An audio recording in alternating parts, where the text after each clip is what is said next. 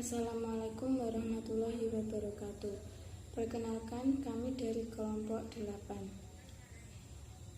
Saya Septiana Tri Anjarwati dan 3 rekan saya, Lala Tricahyani, Rizka Imelda, dan Muhammad Yaya. Kami di sini mau mempresentasikan tentang pengantar komunikasi. Yang pertama, komponen komunikasi. Secara umum, ada 5 komponen dasar. Komponen yang cukup dikenal dan dipahami secara luas oleh masyarakat yang merujuk definisi komunikasi yang dikemukakan oleh Harold Laswell, yaitu A. Sumber informasi atau source. Disebut juga pengirim informasi, penyandi, komunikator, pembicara, atau originator. B. Pesan. Pesan adalah apa yang disampaikan oleh pengirim kepada penerima. Pesan juga merupakan seperangkat simbol verbal dan non-verbal yang mewakili perasaan, nilai, gagasan, pikiran atau maksud dari pengirim pesan. C. Saluran atau media. Saluran atau media adalah alat atau wahana yang digunakan sumber untuk menyampaikan pesannya kepada penerima pesan. D. Penerima atau receiver. Sering juga disebut sasaran atau tujuan, komunikat, penyandi balik atau halayak, pendengar, dan penafsir, yaitu orang atau sekelompok orang yang menerima pesan dari si pengirim. E. Efek. Efek adalah apa yang terjadi pada si penerima pesan setelah menerima pesan. Unsur-unsur utama yang dapat diidentifikasi dan dimasukkan ke dalam suatu model komunikasi.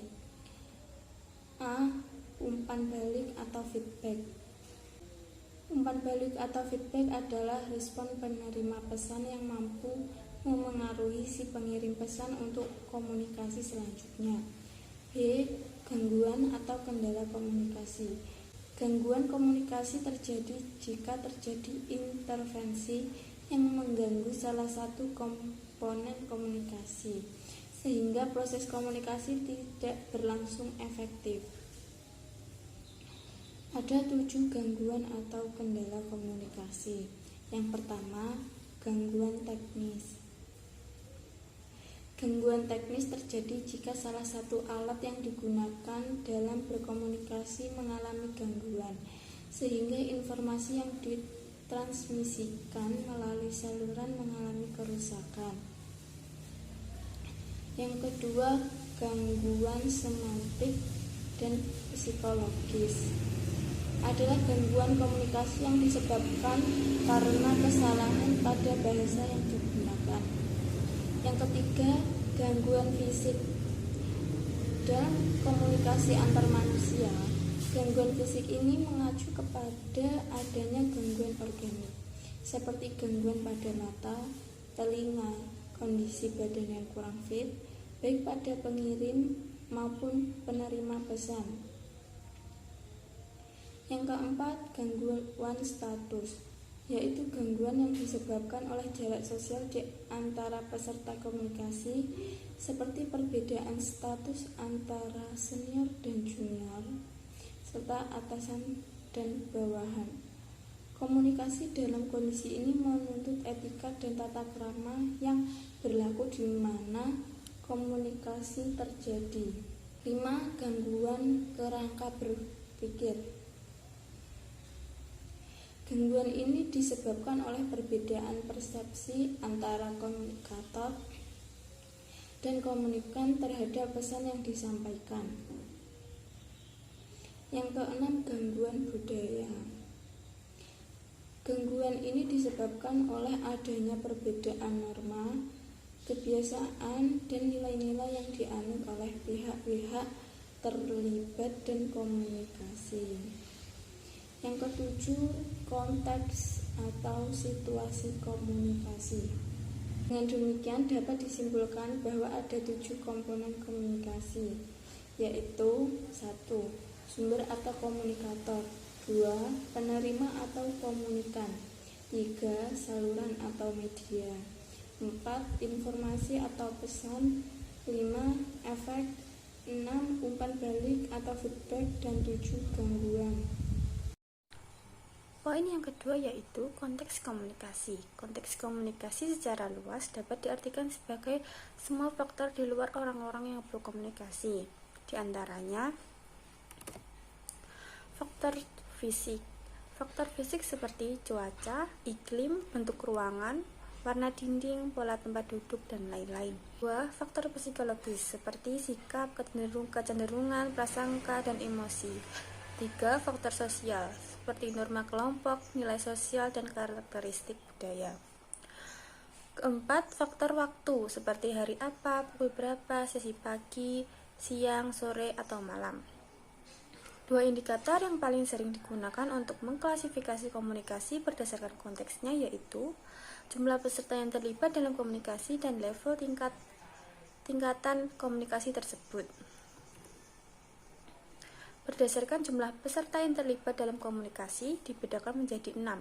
Komunikasi intrapribadi, komunikasi antarpribadi, komunikasi kelompok, komunikasi publik, komunikasi organisasi, dan komunikasi massa. Komunikasi intrapribadi yaitu komunikasi dengan diri sendiri. Contohnya berpikir. Sebelum berkomunikasi dengan orang lain, maka seseorang harus memastikan makna pesan orang lain dan mempersepsikannya. Kedua, komunikasi antar pribadi, yaitu komunikasi antar orang-orang secara tatap muka yang memungkinkan setiap pesertanya menangkap reaksi orang lain secara langsung. Komunikasi ini melibatkan 2 orang. Cirinya, komunikasi berlangsung dalam jarak dekat. Pihak-pihak yang berkomunikasi mengirim dan menerima pesan secara simultan dan spontan. Ketiga, komunikasi kelompok. Komunikasi yang dilakukan oleh sekelompok orang yang berinteraksi satu sama lain untuk mencapai tujuan bersama. Komunikasi ini dilakukan berkelompok dalam kelompok kecil dan bersifat tatap muka serta melibatkan komunikasi antar pribadi. Komunikasi publik yaitu jika seseorang menyampaikan suatu pesan atau informasi kepada orang dalam jumlah yang banyak, seperti kegiatan berorasi, berkampanye, dan berceramah kuliah umum. Kemudian komunikasi organisasi, yaitu komunikasi yang terjadi di dalam suatu organisasi, bersifat formal dan informal. Juga berlangsung dalam jaringan yang lebih besar dan komunikasi kelompok. Dan yang terakhir adalah komunikasi massa, yaitu komunikasi yang menggunakan media massa baik cetak maupun elektronik.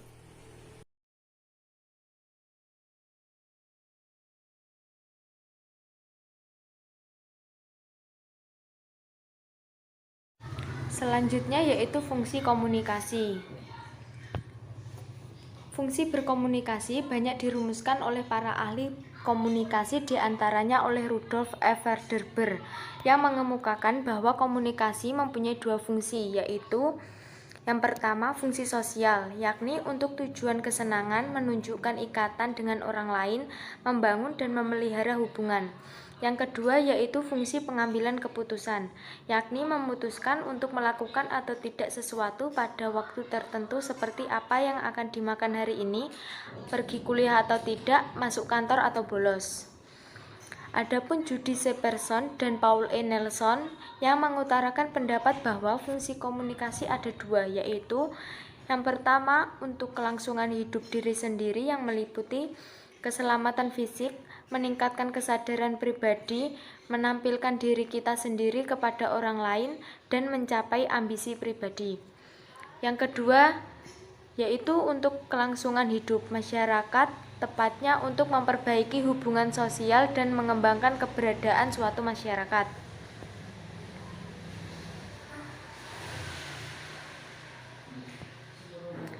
Rumusan yang dibuat oleh William E. Gordon, di mana dijelaskan ada 4 fungsi komunikasi sebagai berikut. Yang pertama, fungsi sosial komunikasi. Komunikasi juga merupakan mekanisme untuk menyosialisasikan norma-norma dan budaya pada suatu masyarakat serta mewariskan kepada generasi selanjutnya.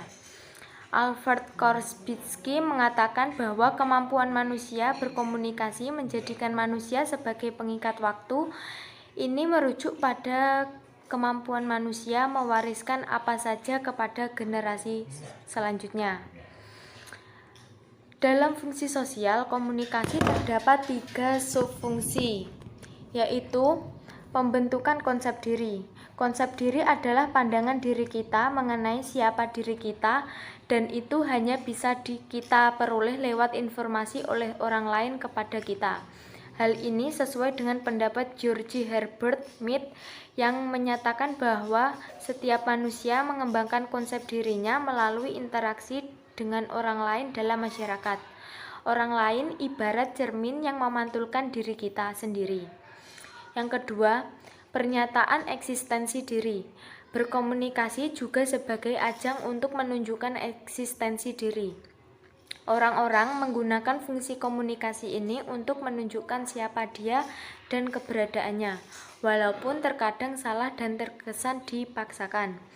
Contohnya, dalam seminar-seminar pun kadang ada peserta yang bertanya bertele-tele ke sana kemari, tujuannya agar dia bisa lebih lama berbicara dan perhatian orang akan tertuju kepadanya. Yang ketiga, untuk kelangsungan hidup, memupuk hubungan, dan memperoleh kebahagiaan. Sebuah peneliti panjang yang dilakukan oleh Michel Babiak dari Universitas Duke mengungkapkan bahwa orang yang suka memusuhi orang lain, mendominasi pembicaraan, tidak suka berteman ternyata 60% lebih cepat meninggal dunia daripada orang yang ramah, suka berteman, dan berbicara tenang. Fungsi yang kedua ada fungsi eksprensif. Fungsi eksprensif komunikasi adalah untuk menyampaikan dan menyalurkan emosi, perasaan, dan pikiran. Yang ketiga ada fungsi ritual. Fungsi ini erat kaitannya dengan fungsi eksprensif. Biasanya dilakukan secara kolektif atau bersama seperti upacara, perayaan, kegiatan keagamaan yang dilakukan pada waktu-waktu tertentu oleh komunitas atau umat beragama tertentu. Dan yang keempat, ada fungsi instrumental. Fungsi instrumental mempunyai beberapa tujuan umum, yaitu menginformasikan, mengajar, mendorong, mengubah sikap, keyakinan, dan mengubah perilaku atau menggerakkan tindakan dan bertujuan menghibur. Semua tujuan tersebut bersifat persuasif atau membujuk. Walaupun masih memiliki hubungan dengan keempat fungsi tersebut, namun penambahan fungsi komunikasi ini sebagai bentuk fungsi konkret dalam konteks pendidikan dan pembelajaran. Fungsi yang penulis maksud adalah fungsi komunikasi sebagai pengembangan pengetahuan dan keterampilan. Dan yang kedua, fungsi komunikasi sebagai pembentukan sikap dan nilai. Selanjutnya, prinsip komunikasi. Prinsip komunikasi pada dasarnya merupakan definisi atau hakikat komunikasi. Kesamaan dalam berkomunikasi dapat diibaratkan dua buah lingkaran yang bertindihan satu sama lain. Daerah yang bertindihan itu disebut kerangka pengalaman. Ada 3 prinsip dasar komunikasi. Yang pertama, komunikasi hanya bisa terjadi bila terdapat pertukaran pengalaman yang sama antara pihak-pihak yang terlibat dalam proses komunikasi. Yang kedua, jika daerah tumpang tindih menyebar menutupi lingkaran A atau B menuju terbentuknya suatu lingkaran yang sama, maka makin besar kemungkinan tercipta suatu proses komunikasi yang efektif. Yang ketiga, kedua lingkaran tersebut tidak akan bisa saling menutup secara penuh, karena dalam konteks komunikasi antar manusia tidak pernah ada manusia di atas bumi ini yang memiliki perilaku, karakter, dan sifat yang persis sama, sekalipun mereka dilahirkan secara kembar. Mulyana menjelaskan bahwa terdapat 12 prinsip komunikasi, yaitu 1. Komunikasi adalah proses simbolik. Simbolik merupakan sekelompok manusia yang menyepakati lambang tertentu. 2. Setiap perilaku kemungkinan mempunyai potensi tercipta komunikasi. 3. Komunikasi mempunyai dimensi isi dan dimensi hubungan. 4. Komunikasi berlangsung dalam berbagai tingkat kesengajaan. 5. Komunikasi terjadi dalam konteks ruang dan waktu. 6. Komunikasi melibatkan prediksi peserta komunikasi. 7. Komunikasi bersifat sistemik. 8. Semakin mirip latar belakang sosial budaya, semakin efektiflah komunikasi. 9. Komunikasi bersifat non-sekuensional. Artinya, komunikasi juga akan melibatkan respon atau tanggapan sebagai bukti bahwa pesan yang dikirimkan itu diterima dan dimengerti. 10. Komunikasi bersifat prosesual, dinamis, dan transaksional. 11. Komunikasi bersifat irreversibel. Irreversibel merupakan suatu peristiwa perilaku hanya berlangsung dalam waktu dan tidak dapat diambil kembali. 12. Komunikasi bukan panacea untuk menyelesaikan berbagai masalah. Menurut Joseph A. De Vito dalam bukunya Human Communication dan Essential of Human Communication terdapat 9 prinsip, yaitu 1. Merupakan kemasan dari tanda-tanda. Perilaku komunikasi ini melibatkan pesan verbal, isyarat tubuh, atau kombinasi keduanya, biasanya terjadi dalam paket. 2. Merupakan proses penyesuaian diri. Komunikasi terjadi bila para komunikatornya menggunakan sistem isyarat yang sama. 3. Mempunyai dimensi isi dan hubungan.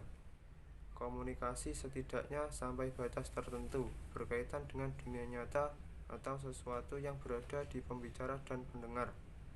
4. Dapat dilihat sebagai hubungan simetris atau hubungan komplementer. 5. Merupakan proses transaksional. Dengan transaksi dimaksudkan bahwa komunikasi merupakan suatu proses, bahwa komponen-komponennya saling terkait, dan bahwa para komunikatornya beraksi dan bereaksi sebagai suatu kesatuan dan keseluruhan. 6. Urutan peristiwa komunikasi dapat dijelaskan. 7. Tidak dapat dihindari. 8. Tidak dapat diubah dan diulang. 9. Mempunyai tujuan tertentu. Sekian presentasi dari kelompok 8. Bila ada kurang lebihnya kami mohon maaf. Wassalamualaikum warahmatullahi wabarakatuh.